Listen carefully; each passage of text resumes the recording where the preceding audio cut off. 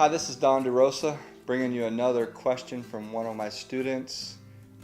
Today's question is, if I place an offer on a house, do I have to buy the house? Well, the short answer is that depends on what type of clauses you have in the contract. One of the scariest thing of anyone, especially a new investor, is the paperwork. What happens if I sign this? Am I committed to it? Am I going to lose money off of it? Well, the answer is no, not if you have simple clauses. Now, the thing I want to tell you is you really shouldn't be putting properties under contract if you have no intention of closing them.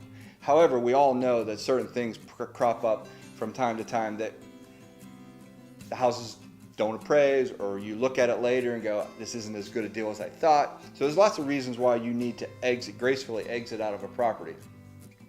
And basically, you want to make sure that you have the right language, and that comes in a good, what I call, inspection clause, where you give yourself 10 to 15 days inspection. Some people give more, some people give less.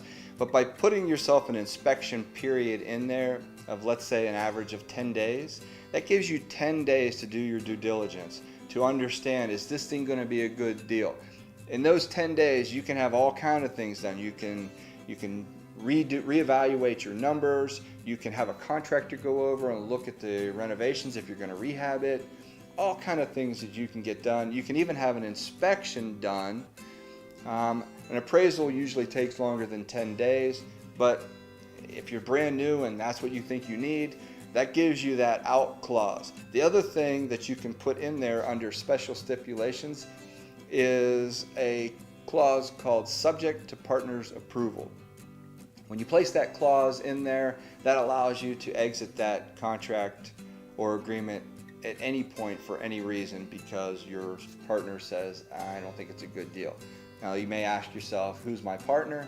Could be your spouse, significant other, could be anybody, but they're basically saying it's not a good deal, so subject to partner's approval. And my partner said, not interested. So those are the basics. Before you start putting stuff under contract, though, education is key in this whole business. So the more education you have, the better chance you have of success. So hopefully that helps. Until next time, this is DeRosa saying thank you very much and happy investing.